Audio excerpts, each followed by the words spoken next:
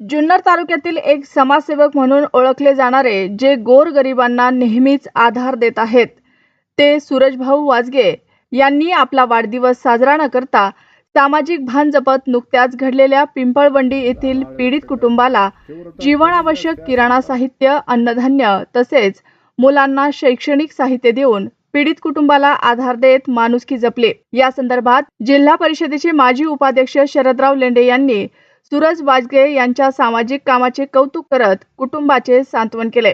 Junnar times, Pimpalwandi. ही झालेली जी घटना आहे त्या घटनेचा कुठेतरी महाराष्ट्रावर जे काही दुःख झालेलं आहे या दुःखामध्ये सगळे परिवार या ठिकाणी सामील आहे। त्यामध्ये आदरणीय सूरजजी वाजगे यांचा खूप मोठ्या प्रमाणात वाढदिवस साजरा होणार होता, परंतु मित्रमंडळींच्या आणि त्यांनी स्वतः घेतलेला निर्णय त्यांनी कोणत्याही प्रकारचा वाढदिवस साजरा करणार नाही।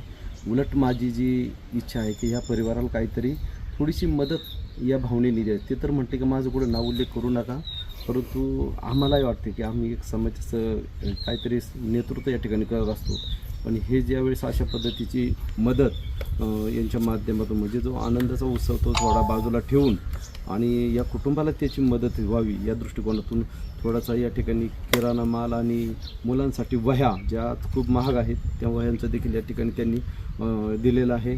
तर मी आमच्या या सर्व समाज बांधवाच्या वतीनं आदरणीय सुरेशभाऊ आणि त्यांच्या सर्व टीमचं या ठिकाणी त्यांचं मनापासून आभार आणि ऋण देखील व्यक्त करेल।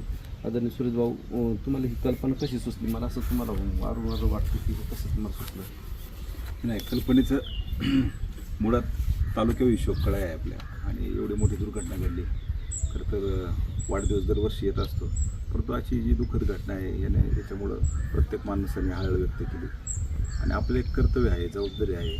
आपलं आज लहान लेकरू गेलं आहे, योग्यचं काय ना आपलं काही वेगळं काही थोडी, तरी शेवटी आज त्या कुटुंबाला आईवडिलांना जे दुःख आहे, परिवारात दुःख आहे, मला असं वाटतं की कुटुंबाच्या मागं खरं तर आपण एक मदतीच्या स्वरूपात खरं तर आदर दिला पाहिजे।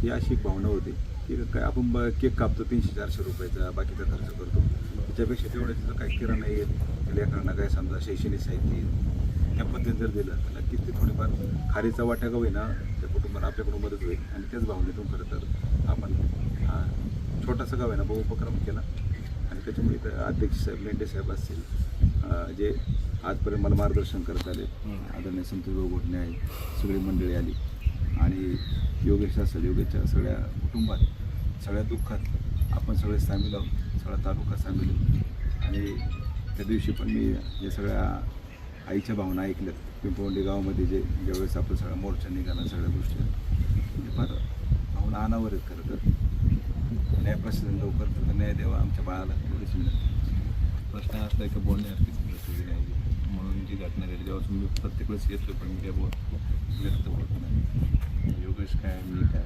योगेशची मुलगी, माझी मुलगी, मला पण एक मुलगी, तर मला असं तो प्रसंग एकदम आलेला आहे योगेशवरती। त्यामुळे आपण काय बोलायला शब्दच पाहिजे। आपल्याला जेवढं वाटतं तेवढं शक्य होईल तेवढी काय मदत करायची आणि